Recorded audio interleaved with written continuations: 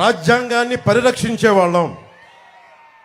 మీరు ఏమి చేసినా, ఎన్ని రకాలుగా తుట్లు పొడిచినా మేము ధైర్యంగా ఎదుర్కొంటాం తప్ప కుల వివక్షలు కానీ మాలో మేము కొట్టుకోవాలని జగన్కి చాలా గొప్ప ఆశ ఉంది. అలాంటి ఏం జరగవు. నువ్వు మమ్మల్ని తిట్టించే కొద్ది ఇంకా బలపడతాం తప్ప మేము బలహీనపడం.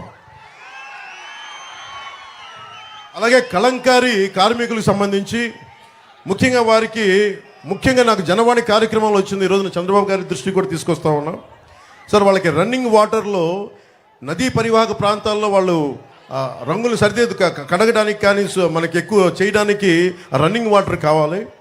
అందుకని వాళ్ళు కోరుకుంటుంది దానిలో ఏంటంటే నదీ పరివాహక ప్రాంతంలో కింద ప్రాంతాలకి అది కలుషితం అయిపోతుందని చెప్పి ప్రత్యేకించి కలంకారీ కార్మికులు అడుగుతున్నది 5 ఎకరాల విస్తీర్ణంలో రన్నింగ్ వాటర్ సదుపాయాలు ఉంటే మేము నదీ మనకి వాతావరణాన్ని కాలుష్యం చేయం, అలాగే మేము బతుకుతాం, మా కలంకారీ బతుకుద్ది అంటే ఆ ఒక్క మాట మేము ఇస్తున్నాం.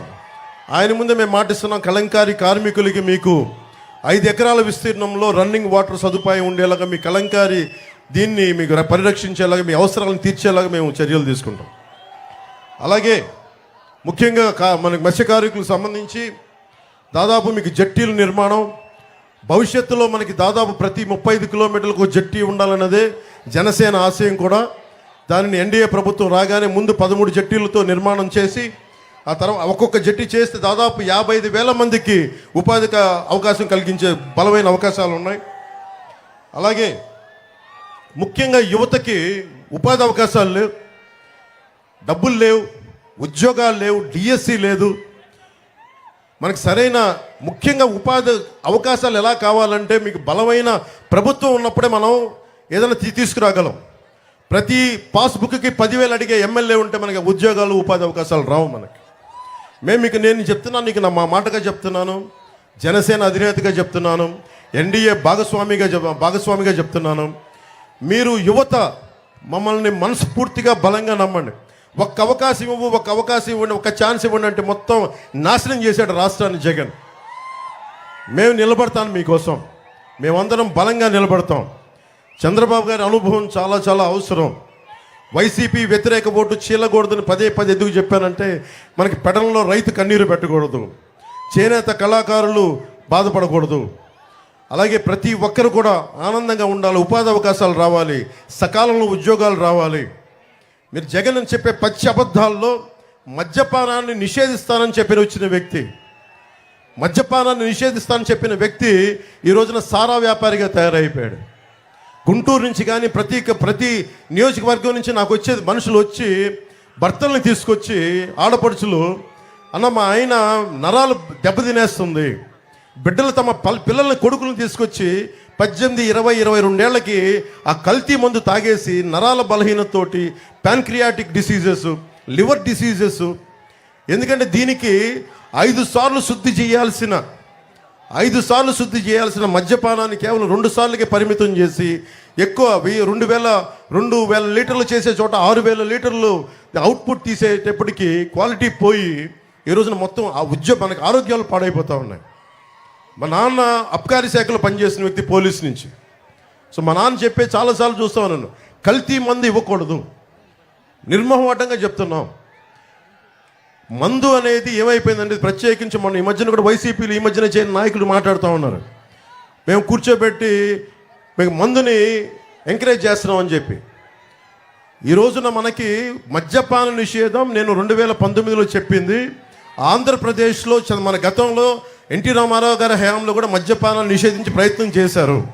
ఆ రోజు కూడా కుదరలేదు. ముఖ్యంగా మన ఆంధ్రప్రదేశ్ అటువైపు వెళ్తే యానాము, ఒరిస్సా, ఛత్తీస్గఢ్, తెలంగాణ, తమిళనాడు ఇన్ని బార్డర్లను షేర్ చేసుకొని మద్యాన్ని నిషేధించడం చాలా కష్టమైన పని.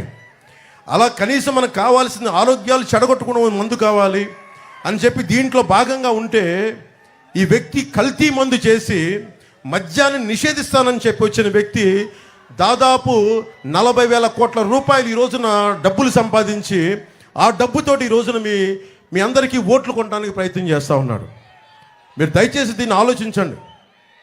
ఆడపడుచుల పసుపు కుంకాలు తీసేస్తున్నాడు జగన్ కల్తీ మందు పెట్టేసి. దీనిని మీరు చాలా చాలా తన్ని తగలేయండి వైసీపీ నాయకులు చెప్తున్నాను. దయచేసి మీరు బాధ్యత తీసుకోండి. యువతకి చెప్తా ఉన్నాం, ముఖ్యంగా యువతకి, మీరు పోరాట పటిమ లేకపోతే, మీరు ఆలోచించకపోతే 2019 ఎన్నికలు ఎట్లా అయిపోయినాయి చూడండి. 2024 5 సంవత్సరాలు కాలచక్రం కిరణం తిరిగిపోయింది. డిగ్రీ ఉన్నోళ్ళు ఈ రోజున ఉద్యోగాలు లేకుండా అయిపోయారు. మనకి నరేంద్ర మోదీ గారు చెప్తాను 2047 అని. ఈరోజు దారి పడుతూ ఉన్న చిన్న చిన్న పిల్లలు, వేదిక పైన ఉన్న చిన్న పిల్లలు అందరూ కూడా 2047కి మీరు 30 ఏళ్ళు వచ్చేస్తాయి. మీ అందరికీ బలమైన ఉద్యోగాలు కావాలి, ఉపాధి అవకాశాలు కావాలి.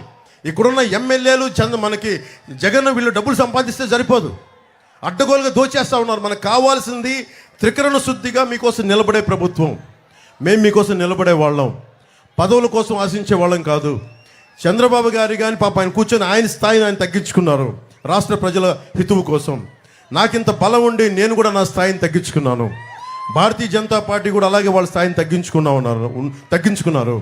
మేమందరం కూడా కలిసికట్టుగా ఎందుకున్నామంటే, ఇక్కడున్న ఆడపడుచు కన్నీరు పెట్టకూడదు, ఉద్యోగులు కన్నీరు పెట్టకూడదు, సకాలంలో జీతాలు రావాలి, ముఖ్యంగా యువతకు ఉపాధి అవకాశాలు రావాలి. ఇక్కడి నుంచి విదేశాలకు వెళ్ళిపోయే అవకాశం ఉంది, కానీ మన స్థానికంగా మన పెడల్లో ఉద్యోగాలు వచ్చే అవకాశాలు లేవు. భవిష్యత్తులో ప్రభుత్వం ఏం చేస్తారని చంద్రబాబు నాయుడు గారు చెప్తారు. కృష్ణా జిల్లాలో ముఖ్యంగా దాదాపు నాకు జనవాణి కార్యక్రమంలో 56